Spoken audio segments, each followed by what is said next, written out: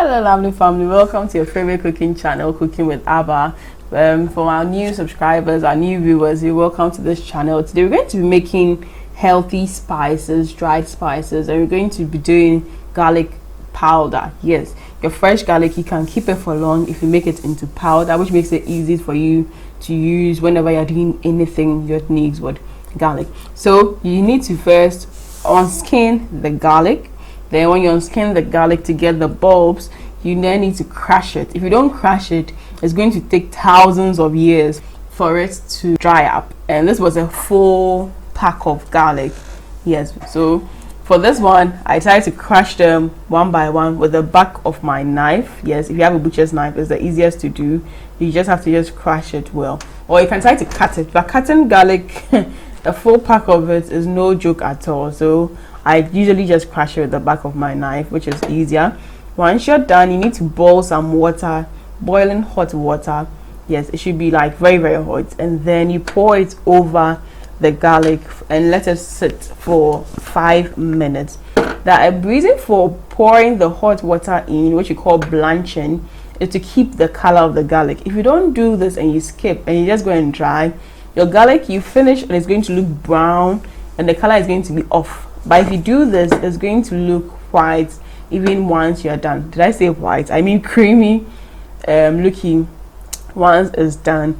And so you need to let this sit for 5 minutes. You can also decide to do it in boiling water on the fire, but that is a bit risky. If you don't take care, you end up overly cooking your garlic, which you don't also want like that.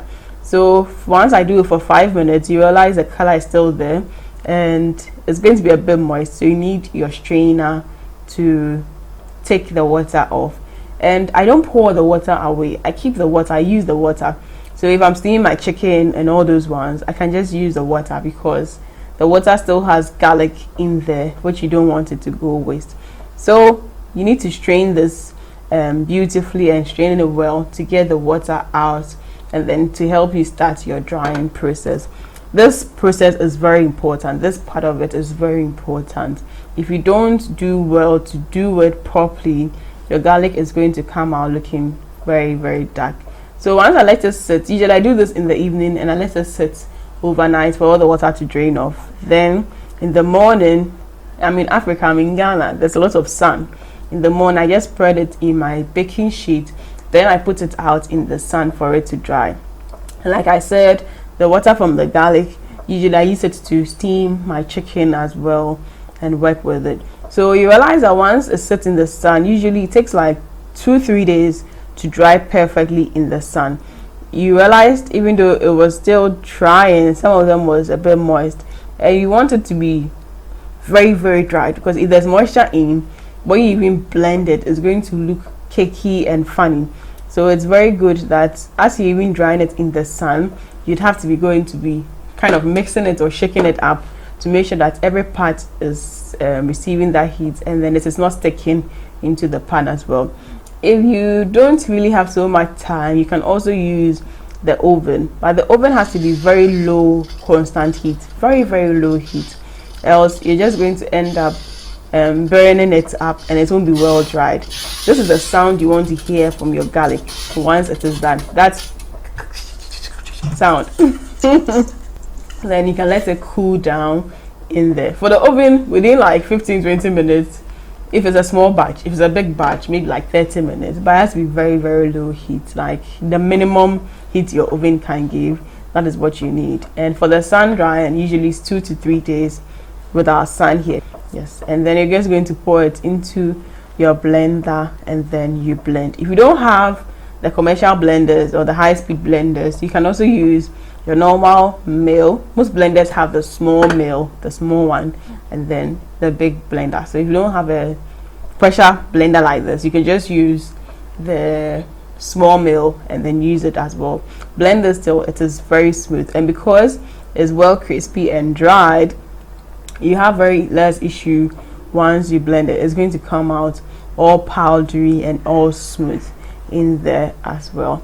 And one thing you can also do from here is to sieve it out, but before you sieve, you need to let it air up as well, because if it's not well aired up, It can also stick together, and the oil in there would come out, making it look a bit funny, because garlic has some amount of oils in there. And it's always safe to sieve it, because no matter how your garlic is, sometimes once you blend, there may be some lumps in, and some of them may not really form properly.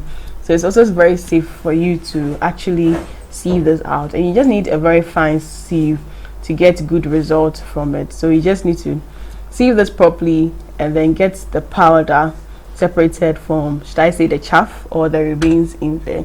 And the remains, you can try to re-blend it, or you can just keep it when you're doing your stews and something, you blend it with the vegetables as well. So this is how to make your homemade garlic powder.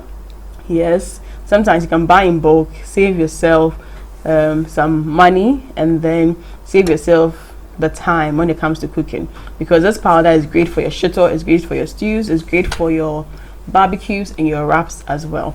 So once you go and you're done, you can let it sit for a while, let it air up, and then you can package it into your jars or into your pouches, whichever is working for you. If you're traveling with it, you can keep it in your pouch, and then you can seal it once you are done.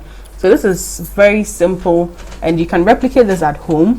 Yes, garlic powder is one blessing in the kitchen, especially when you're cooking things that you don't want it to be too runny in there.